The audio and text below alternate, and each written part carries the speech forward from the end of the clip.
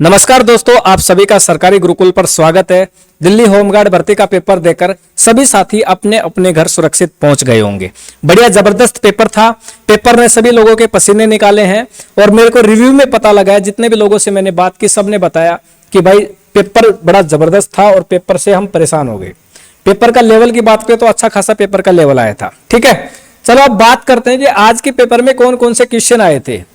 तो मेरे पास अब तक जितने भी क्वेश्चन इकट्ठे हो पाए दोस्तों, वो सभी क्वेश्चन मैं आपको बताने वाला हूं। हो सकता है कोई ऐसा क्वेश्चन हो जो इसमें आपको नहीं मिले और आपके दिमाग में हो, तो वो मेरे को कमेंट कर देना।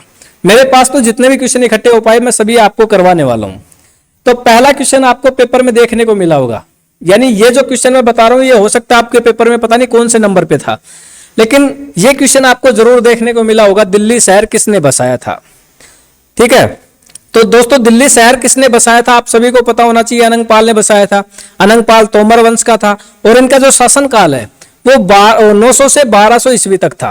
ठीक है, तो ये बहुत ही इजी क्वेश्चन था दिल्ली जीके से, बड़ा जबरदस्त क्वेश्चन था। मेरे को उम्मीद है सभी साथी करके आए होंगे।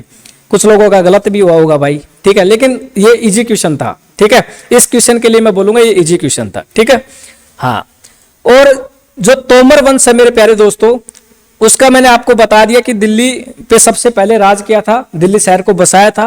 ठीक है, और दिल्ली में दिल्ली का जो संग्रहालय है वहां पे कुछ शिलालेख है, उस शिलालेखों से प्रमाणित होता है कि तोमरों ने ही दिल्ली को बसाया था। ठीक है, ये कोई खास क्वेश्चन नहीं है, मजेदार क्वेश्चन नहीं है।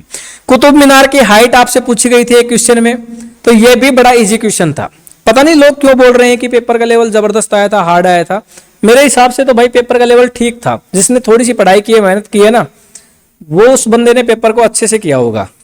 हाँ, रीजनिंग कुछ लोग टफ बता रहे हैं, कुछ मैथ बता रहे हैं। पेपर की बात कर लें दोस्तों, ठीक है, तो पेपर का बात करें तो जो मैथ के क्वेश्चन है लगभग 10 क्वेश्चन सभी को देखने को मिले होंगे पेपर में। उम्मीद थी कि 20 क्वेश्चन आएंगे, लेकिन 10 ही क्वेश्चन आपके आए। रीजनिंग की बात करें तो रीजनिंग में भी लगभग 10-15 क्वेश्चन ही आपको देखने को मिले, 10 से 15 क्वेश्चन। और आपके जो जीके के क्वेश्चन है, जीके के क्वेश्चन वो लगभग आपको 60 क्वेश्चन बता रहे हैं लोग कि 60 क्वेश्चन टोटल जीके के थे, जिसमें से 10 क्वेश्चन साइंस के थे। ठीक है, बच गए 50 में से 10 से 15 क्वेश्चन किसके थे? 15 क्वेश्चन दिल्ली जीके के बता रहे हैं और बाकी जो आपकी हिस्ट्री ज्योग्राफी जो भी है उसके बता रहे हैं। तो कुछ इस तरीके का पैटर्न साथी बता रहे हैं जो भी पेपर देकर आए हैं। ठीक है, तो मेरे को इतना ही क्लियर हो पाया, बाकी आप कमेंट करके बता देना जो भी आपका रिव्यू है, जो भी आपके दिमाग में सवाल है। हाँ, तो कुतुब मीनार की हाइट आपसे पूछी गई थी, तो सभी साथी इसका जवाब सही करके आए होंगे। अब इसके ऑप्शन मेरे को पता नहीं है ऑप्शन में क्या था क्या नहीं था, लेकिन कुतुब मीनार की जो हाइट है मेरे प्यारे दोस्तों 72.5 मीटर है। ठीक है, कितनी है? 72.5 मीटर। तो 72.5 मीटर पे अच्छे से साइन करके आयो ना, लगा के आयो ठप्पा। अब हो सकता है आपके ऑप्शन में 73 मीटर हो, 72.5 ना हो, तो 73 मीटर भी सही है। ठीक है, 73 मीटर भी सही है। लोधी वंश का लोधी वंश का शासनकाल पूछा था आपसे, तो ये पेपर में था या नहीं था क्वेश्चन दोस्तों, देख लेना आप। लोधी वंश का शासनकाल आपसे पूछा होगा पेपर में, और इसका जो शासनकाल है मेरे प्यारे दोस्तों 1451 से 1526 तक था। और लोधी वंश की बात करें तो दिल्ली सल्तनत का ये लास्ट वंश था। ठीक है, इसके बाद में दिल्ली सल्तनत लगभग खत्म हो गई थी। ठीक है, और जो पहले की बात करें तो बहुलोल लोधी एक आदमी था जो पंजाब का शक्तिशाली शासक था, बहुलोल लोधी। ठीक है, और ये क्या था भाई, जो बहुलोल लोधी है ना, सैयद वंश का जो अंतिम राजा थे उनकी जगह इसने ली थी।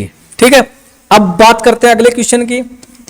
दिल्ली में सबसे पहले किसका शासनकाल था? तो देखो दिल्ली शहर किसने बसाया था और दिल्ली में सबसे पहले किसका शासनकाल था, दोनों एक ही क्वेश्चन है, बस क्वेश्चन को घुमाया है। बाकी इन दोनों क्वेश्चनों की बात करें तो देखो दिल्ली शहर सबसे पहले किसने बसाया? तोमर वंश ने, अनंगपाल ने। तो देखो सबसे पहला शासक भी कौन होगा? अनंगपाल ही होगा। ठीक है, ठीक है, कौन होगा? अनंगपाल ही होगा।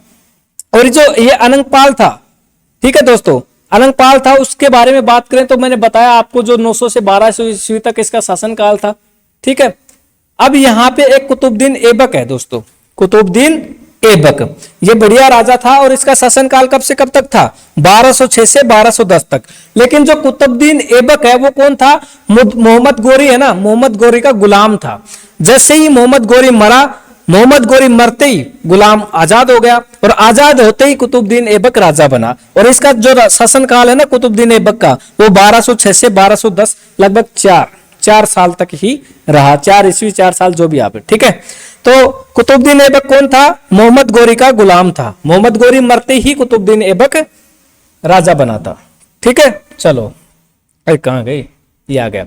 संविधान के पिता, मेरे हिसाब से कोई कैंडिडेट ऐसा नहीं होगा जिसने ये क्वेश्चन गलत किया होगा, सभी कैंडिडेट्स का ये क्वेश्चन सही हुआ होगा। बड़ा जबरदस्त क्वेश्चन है। संविधान के पिता आपसे पूछा गया होगा। संविधान के पिता कौन है? डॉक्टर भीमराव अंबेडकर, ठीक है। और विश्व संविधान का, मान लो आने वाले पेपर में, जैसे किसी भी एग्जाम की आप तैयारी कर रहे हो और उन पेपरों में ये पूछ लिया जाए विश्व संविधान के पिता कौन है, तो जेम्स मेडिसन। कौन है? James Madison. तो आपके पेपर में तो ये पूछा गया था संविधान के पिता, यानी भारत के संविधान के पिता, तो कौन है भाई? डॉक्टर भीमराव अंबेडकर। सभी सही करके आए होंगे। ये क्वेश्चन तो काफी ही आसान है, बहुत ही आसान क्वेश्चन है। और विश्व संविधान के पिता पूछे तो बता ही दोगे आप, जेम्स मेडिसन, कोई दिक्कत नहीं है, ठीक है। पृथ्वी के नजदीकी ग्रह, पृथ्वी का नजदीकी ग्रह पूछा था, शुक्र है, और इसको बहन ग्रह भी कहते हैं। पृथ्वी का बहन इसको कहा जाता है। और इसकी जो दूरी है दोस्तों, पृथ्वी और शुक्र ग्रह के बीच की जो दूरी है वो कितनी है? 26 मिलियन मील। 26 मिलियन मील की दूरी है पृथ्वी और शुक्र ग्रह के बीच, ठीक है। और इस शुक्र ग्रह को क्या कहते हैं? पृथ्वी ग्रह के बहन भी कहते हैं, ध्यान रखना, ठीक है। हाँ, और बहन क्यों कहा जाता है? बहन इसलिए कहा जाता है कि पृथ्वी का गुरुत्वाकर्षण और शुक्र ग्रह का गुरुत्वाकर्षण, साथ ही जो आकार, जो साइज है, वो लगभग दोनों मिलते जुलते हैं, ठीक है। राज्य का प्रमुख, राज्य का प्रमुख आपसे पूछा था पेपर में। प्रमुख का मतलब राज्यपाल। तो राज्यपाल कौन है? अनिल बैजल। अनिल बैजल हैं। और पहले उपराज्यपाल अगर पूछ लिया जाता तो कौन थे? आदित्यनाथ झा थे, ठीक है। पहले उपराज्यपाल कौन थे? आदित्यनाथ झा। और फिलहाल वर्तमान समय में अनिल बैजल। और मुख्यमंत्री पूछ ले तो पता ही आपको, केजरीवाल। हाँ, अब क्वेश्चन, ये क्वेश्चन जबरदस्त था पेपर में, दिल्ली जीके से। कन्नॉट पैलेस का डिजाइन किसने किया था? कन्नॉट पैलेस का डिजाइन दोस्तों ब्रिटिश का एक आदमी था, रॉबर्ट टोर रसेल। कौन था? रॉबर्ट टोर रसेल। ये क्वेश्चन जबरदस्त क्वेश्चन था, ठीक है। और मैंने जो दिल्ली जीके के नोट्स बनाए थे ना, उसमें ये क्वेश्चन छपा है, आपने पढ़ा होगा। तो कन्नॉट पैलेस का डिजाइन मेरे प्यारे दोस्तों रॉबर्ट टोर रसेल ने किया था। ध्यान रखना, कहां के थे? ब्रिटिश के थे। तो सभी को पता लग गया होगा। चलो अगले क्वेश्चन बात करते हैं। दिल्ली में लोकसभा सीटें पूछी गई थी क्या भाई? पेपर में देखना, दिल्ली में लोकसभा सीटें, ये एक साथी ने मेरे को भेजा था क्वेश्चन कि ये क्वेश्चन आया था पेपर में, ठीक है। दिल्ली में लोकसभा सीटों की बात करें तो 7 है। ये बहुत इजी क्वेश्चन है भाई, बहुत इजी क्वेश्चन है, सबने सही किया होगा। दिल्ली लाल कोट का निर्माण, लाल कोट का निर्माण किसने करवाया था? शाहजहां ने करवाया था। और शाहजहां ने ताजमहल का निर्माण भी करवाया था, ठीक है। शाहजहां ने लाल किले का भी निर्माण करवाया था। अब जो लाल किला और ताजमहल है, इसका जो आर्किटेक्चर है, जैसे आज हम मकान बनाते हैं, घर बनाते हैं, तो एक डिजाइन तैयार करवाते हैं ना इंजीनियर से, तो उसको आर्किटेक्चर कहते हैं। और जो लाल किला है और जो ताजमहल है, उसका जो आर्किटेक्चर है, जिसने डिजाइन तैयार किया था, वो आदमी है अहमद लाहौरी। कौन है? अहमद लाहौरी है, ठीक है भाई।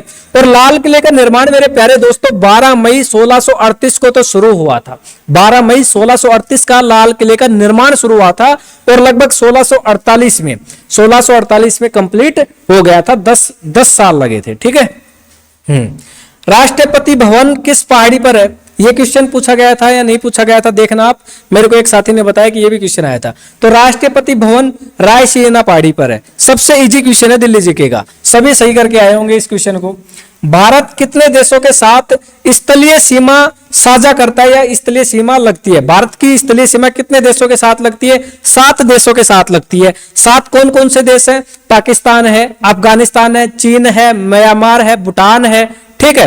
और इसके अलावा कौन सा है भाई? चीन, म्यांमार, भूटान, बांग्लादेश, अफगानिस्तान, ठीक है। पाकिस्तान, चीन, भूटान, वही देश जो मैंने बताए हैं। तो ये क्वेश्चन भी आसान है, बहुत ही इजी क्वेश्चन है। वीर भूमि किस प्रधानमंत्री के समाधि स्थल पे है? देखो वीर भूमि किस, जैसे समाधि स्थल होता है ना, तो एक इस समाधि स्थल का नाम वीर भूमि रखा गया है। तो किस प्रधानमंत्री के समाधि स्थल का नाम वीर भूमि रखा गया है? राजीव गांधी के रखा गया है। और मान लो महात्मा गांधी का था तो राजघाट।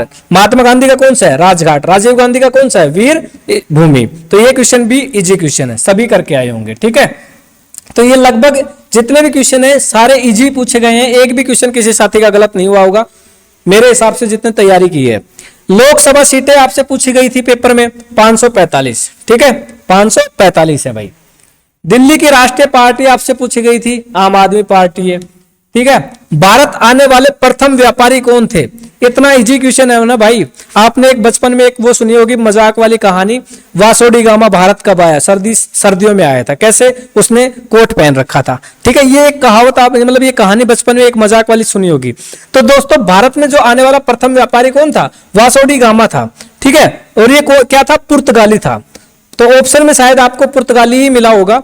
ठीक है, पुर्तगाली था और वासो डी गामा था। 17 मई 1498 को पश्चिमी बंदरगाह 17 मई 1498 को पश्चिमी बंदरगाह कालीकाट पे ये सबसे पहले आया था। ठीक है, आप क्वेश्चन देखो अगला। नहीं यानी ये क्वेश्चन हम ठीक ठाक लेवल का बता सकते हैं, इतना कोई हार्ड नहीं है यार, नॉर्मल सा क्वेश्चन था, बड़ा ही जबरदस्त क्वेश्चन था। ठीक है, जिस क्वेश्चन पे मैं टिक लगा रहा हूं ना वो सभी साथी सही करके आए होंगे, बहुत इजी क्वेश्चन है।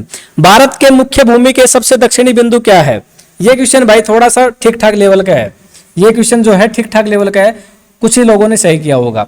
भारत के मुख्य भूमि के सबसे निकटतम दक्षिणतम भारत के मुख्य भूमि के सबसे दक्षिणतम बिंदु क्या है? ठीक है, तो कैंप कैमोरीन इसका सही जवाब होगा, कैंप कैमोरीन। ठीक है, ये क्वेश्चन बड़ा ही जबरदस्त था। इस क्वेश्चन के लिए हम मानते हैं कि लोगों का गलत हुआ होगा। कार्य करने की दक्षता को क्या कहते हैं? बताओ, साइंस से कार्य करने की दक्षता पूछा गया है, बताओ। ऊर्जा। ठीक है, और ऊर्जा का जो एसआई मात्रक होता है ना मेरे प्यारे दोस्तों, वो होता है जूल।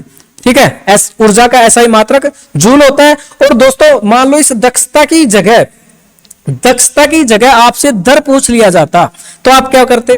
कार्य करने की दक्षता को तो मेरे प्यारे दोस्तों ऊर्जा कहते हैं, और जो कार्य करने की दर है उसको कहते हैं शक्ति। क्या कहते हैं? शक्ति कहते हैं। कार्य करने की दर को शक्ति कहते हैं, कार्य करने की दक्षता को ऊर्जा कहते हैं, और ऊर्जा का जो ऐसा ही मात्रक होता है वो जूल होता है। ठीक है, तो सभी साथियों ने ये क्वेश्चन तो पक्का सही किया होगा, बिल्कुल भी गलत नहीं किया होगा। ठीक है, सबसे अधिक समुद्री क्षेत्र वाला राज्य गुजरात है भाई। सबसे अधिक समुद्री क्षेत्र वाला राज्य गुजरात, और कम पूछ लिया जाए भविष्य में किसी भी एग्जाम में तो गोवा आपको ध्यान रखना है। ठीक है, चलो आईपीएल 2024 सबसे महंगे खिलाड़ी, करंट अफेयर से क्वेश्चन आया भाई। ये आईपीएल 2024 सबसे महंगे खिलाड़ी मिचेल स्टार्क। ठीक है, कौन थे? Mitchell Starc. कौन सी टीम में खेलते हैं? ऑस्ट्रेलिया में खेलते हैं, ऑस्ट्रेलिया के हैं। और 2024 में कोलकाता टीम ने 24.75 करोड़ रुपए में इनको खरीदा था। उसके बाद में इनकी बोली नहीं लगी, यानी हाथ नीचे कर दिए थे बाकी और टीम के जो भी खिलाड़ी जो भी खरीदने वाले होते हैं ना उन्होंने। तो ये क्वेश्चन मेरे पास इकट्ठे हो पाए भाई, ये क्वेश्चन ही मेरे पास इकट्ठे हो पाए। अब हो सकता है कोई ऐसा क्वेश्चन हो जो आपके दिमाग में हो और मैंने नहीं बताया हो, तो वो मेरे को कमेंट कर देना, या इसके अलावा मेरे व्हाट्सएप नंबर आप ले लो भाई, व्हाट्सएप पे भेज देना। ठीक है, मैं अगले अगर मान लो मेरे पास 10-20 क्वेश्चन इकट्ठे हो जाते हैं तो मैं वीडियो बना दूंगा, नहीं तो अगला कोई भी वीडियो होमगार्ड से रिलेटेड कोई भी इंफॉर्मेशन आएगी ना तो उस वीडियो में मैं उस क्वेश्चन को जरूर लपेटूंगा। ठीक है, तो जिस साथी के और भी कोई क्वेश्चन ध्यान हो तो मेरे व्हाट्सएप नंबर पे होमगार्ड लिख के वो सभी क्वेश्चन फटाफट से भेजते रहना। अब होमगार्ड लिखने के बाद मान लो मैं मैसेज सीन ना करूं, हो सकता है मेरी देरी हो जाए, तो आप तो क्वेश्चन भेज देना, मैं अपने आप देख लूंगा। ठीक है, हाँ, तो सभी साथियों ने नंबर ले लिए होंगे। तो जो भी मेरे पास इंफॉर्मेशन आई थी वो मैंने आपको बता दी। अब रिजल्ट कब तक आएगा जो भी है वो आगे देखेंगे। बाकी आज का जो ये वीडियो था केवल इसमें इतना ही है भाई। पेपर के लेवल की बात करें तो साथी बोल रहे हैं कि पेपर का लेवल जो है वो हार्ड आया था, पता नहीं कैसा है। तो इतना हार्ड तो नहीं था भाई, लगभग 80 में से 40-45 का स्कोर आपने आराम से कर लिया होगा जिस साथी ने तैयारी की है नॉर्मली। इतने इजी क्वेश्चन थे। हाँ भाई, करंट अफेयर के 10 क्वेश्चन आए थे, साइंस के 10 क्वेश्चन थे, और दिल्ली जीके के 10 से 15 क्वेश्चन थे। ऐसे क्वेश्चन कम हो गए, मैथ के 20 की उम्मीद थी, 10 आए वो हम मानते हैं, लेकिन जो क्वेश्चन आए वो बहुत ही ईजी आए हैं। ठीक है, जिस हिसाब से मेरे को क्वेश्चन मिले हैं। बाकी भाई आपके पास कोई क्वेश्चन हो तो जरूर भेजना है। ठीक है, आपका कितना स्कोर हो रहा है, आपने क्या किया है क्या नहीं किया, वो अभी आप कमेंट कर देना। फिर मिलेंगे प्यारे दोस्तों, तब तक के लिए अपनी मस्त रहें, खाते रहें, खेलते रहें, कूदते रहें, पढ़ते रहें। जय हिंद, जय भारत।